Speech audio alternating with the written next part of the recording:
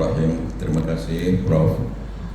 Pertama sekali marilah kita mengucapkan rasa syukur kepada Allah Subhanahu wa taala atas memberi kita kesehatan dan kesempatan untuk bertemu muka dan berhadapan mata pada sore ini untuk membincangkan berbagai aspek tentang kehidupan kita, tetapi yang tidak mungkin kita bicarakan sama sekali dalam waktu ringkas. Saya sewaktu diminta untuk diberi penghormatan untuk memberikan pikiran atau pandangan dalam forum ini, saya menyediakan satu kertas kerja yang agak panjang Pak, tapi untuk mematuhi peraturan yang sudah Bapak tetapkan, selero untuk memperpanjang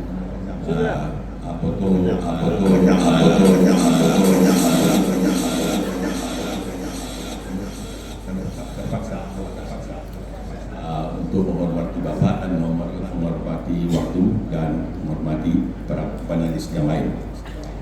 Oleh karena itu, saya hanya akan membacakan sebahagian daripada bahan yang telah saya sediakan, dan saya gembira karena sebagian besar daripada bahan-bahan yang telah saya kemukakan sudah disentuh oleh Pak Duta dari FIPA tadi.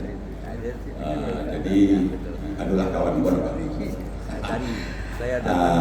Namun begitu, untuk memenuhi keperluan ini, saya ingin memberikan empat aspek yang hendak saya kemukakan. Yaitu pertama sekali yang hendak saya ingin menyatakan bahwa aspek yang hendak saya bincangkan ialah apa yang saya panggil pemugaran kembali pendidikan formal untuk memugar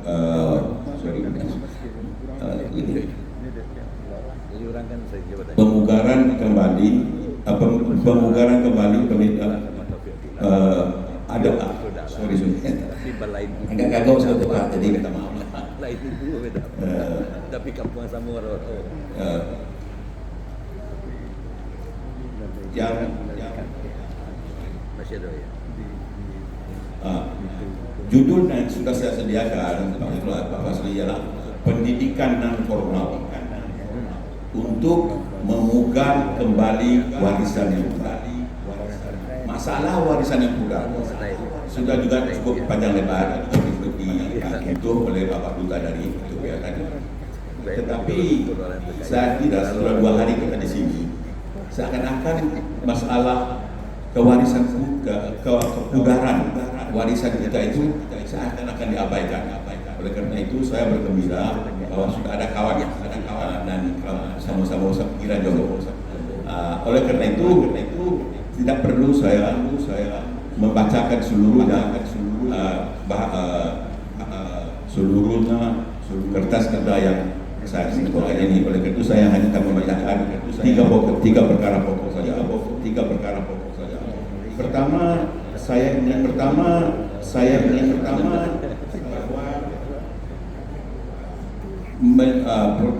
ingin melihat sepintas lalu krisis identiti yang dialami oleh oleh masyarakat Minangkabau sekarang, seperti mana juga dialami oleh masyarakat di negara-negara lain. Itu bagian pertama yang hendak saya bawa perhatian tuan-tuan sekalian. Yang kedua, saya ingin membincangkan sedikit atau membawa saudara-saudara untuk memikirkan perlunya kita mengatasi kritis itu. Artinya kita sekarang kita mengalami satu kritis identiti dan yang perlu diatasi. Dan ini disentuh oleh Pak Duta dari Ethiopia tadi. Kemudian untuk itu saya juga ingin membicarakan secara ringkas langkah-langkah awal yang langkah-langkah yang patut kita ambil dan kita masyarakatkan seluas-luasnya. Penggalian kembali dan pelestarian budaya Minang di kalangan para remaja adalah sesuatu syarat yang perlu kita penuhi. Karena penggalian kembali itu, karena tanpa kita sadari banyak unsur-unsur modern, so-called modern sekarang yang merosakkan harapan kita di masa depan. Oleh karena itu, izinkanlah sahabat untuk membacakan sebahagian daripada yang kertas yang saya sediakan ini. Perbincangan ini mempunyai dua matlamat utama. Pertama, untuk menelusuri dan mencatatkan pemerhatian ringkas terhadap krisis jati diri atau identity crisis kebudayaan yang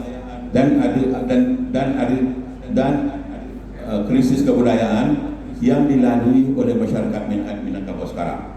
Mungkin ini tidak semua bersetuju, tapi saya merasakan itu adalah penting.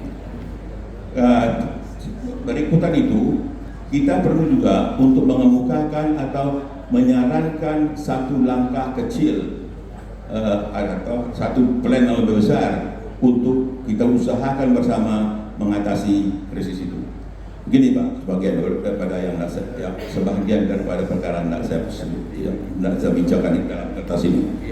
Hakikat bahwa orang awam mengalami krisis yang disebutkan itu memang sudah lama disadari dan telah dibincangkan dalam berbagai-bagai forum secara lisan atau tulisan. Umpamanya, kira-kira 4 tahun yang lalu di Universitas Andalas Padang telah berlangsung satu seminar dengan tema mempertanyakan identiti orang Minang. Sudah ada, tetapi masalah tidak ada kelanjutan.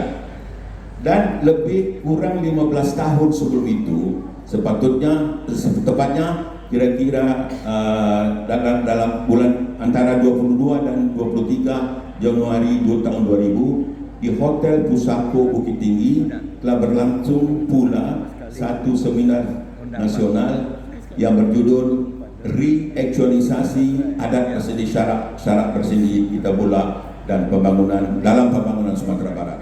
Saya percaya Profesor Taufik Abdullah ingat tentang seminar itu. Kemudian satu contoh lagi ialah pada awal Agustus tahun 2003 di kampus ITB Bandung telah berlangsung pula satu pertemuan yang digelar Loka Karya Adat Budaya Minangkabau yang menghasilkan satu resolusi, yang menghasilkan satu naskah, satu manifesto, kalau boleh disebut gunakan istilah itu, memufakat Bandung dan mencapai kata sepakat supaya terus menerus menggali, mengkaji, memahami serta mensosialisasikan nilai-nilai positif, kontekstual dan universal yang terkandung di dalam adat Minangkabau. Untuk tujuan itu disarankan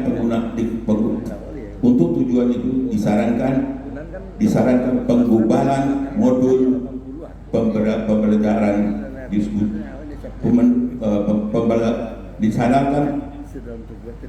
modul pembelajaran diskusi dan ceramah adat. Itu antara yang diputuskan di Bandung. Saya timbulkan itu Pak. Sudah dipikirkan, tetapi apa yang dilakukan dan masalah tidak ada action seperti kita sudah berkali-kali sepanjang 2 hari ini kita dengar, tapi barangkali kita terlupa atau tidak perlu diingatkan lagi.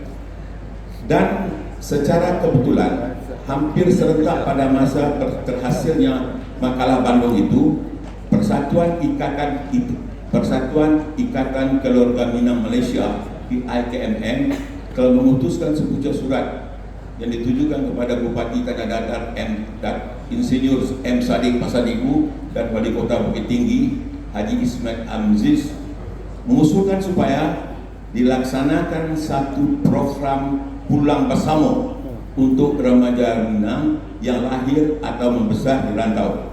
Disarankan supaya kegiatan program itu dinamakan penggalian kembali dan pelestarian budaya Minangkabau untuk remaja Minang yang lahir dan besar di rantau. Satu usul yang baik, tetapi masalahnya pelaksanaannya yang perlu kita pikirkan betul-betul. Demikianlah gambaran berbagai kepribadian mengenai keperhatian mengenai kepudaran warisan dan krisis identitas yang dialami oleh masyarakat Minangkabau sekarang. Dua ungkapan itu, krisis identitas dan kepudaran warisan, mungkin bernada provokatif dan karena itu mungkin juga dianggap kontroversial. Tentu terus terang saja, kedua ungkapan tersebut memang sengaja dipilih dengan harapan perbincangan ini atau pikiran kita akan berfungsi sebagai devil's advocate yang akan mendorong kita untuk mengingat dan memanfaatkan pengajaran dari serangkap pantun. Biduk lalu, biduk pincalang anak orang tiku, katangah katapi menabur jala, basilang kayu dalam suku, senang api maka menyalo. Ya Pak, baik. Kan gak suruh? Ya. Alat perkara ni. Nah, soalnya ini. Ya. Sudah pernah? Sudah Ya. 10 menit? Ya. Aduh. Boleh tak? Nah, nanti mungkin bisa dielaborasi kalau kita punya waktu, karena dia masih ada 6 lagi, Pak. Ya, gitu ya. Ya. Jadi itulah yang saya Baik. yang saya timbulkan ialah bahwa perlunya kita mengadakan penelitian yang lebih mendalam tentang apa yang kita cita-citakan itu. Nekot ada waktu kita Pak tambah setek lagi. Baik. Terima kasih. Kita beri tepuk tangan pada Profesor Firdaus Abdullah yang sejak 20 tahun terakhir tema beliau adalah bagaimana ada pendidikan non formal untuk anak-anak para perantau sehingga keminangannya makin menonjol dan mudah-mudahan berinteraksi dengan anak-anak di ranah sendiri yang tadi dalam pembicaraan hari kemarin diharapkan justru ranah yang menjadi contoh bagaimana keminangan itu ditiru di rantau. Tapi nampaknya juga kalau kita lihat Sulawesi ini dia lebih maju dan dulu Malaysia juga, dan kemarin ada pertemuan 3 kampus, jadi dari sini Australia, dari Amerika, dari Universitas Muhammadiyah Sumatera Barat. Mereka sudah memfasilitasi masing-masing mahasiswanya melakukan pertemuan dalam 15 hari saling berbagi, dan mudah-mudahan saran Prof. Firdaus tadi bisa kita besarkan karena ini memang kelemahan kita, memberikan kesempatan pada mereka untuk mengenal jati diri mereka sehingga tidak pudar. Pak Yudil, silakan. Menitnya makin berkurang nih Pak Yudil ya. Sesuai dengan umur juga lah ya. Baik, terima kasih banyak Pak Masri. Bismillahirrahmanirrahim.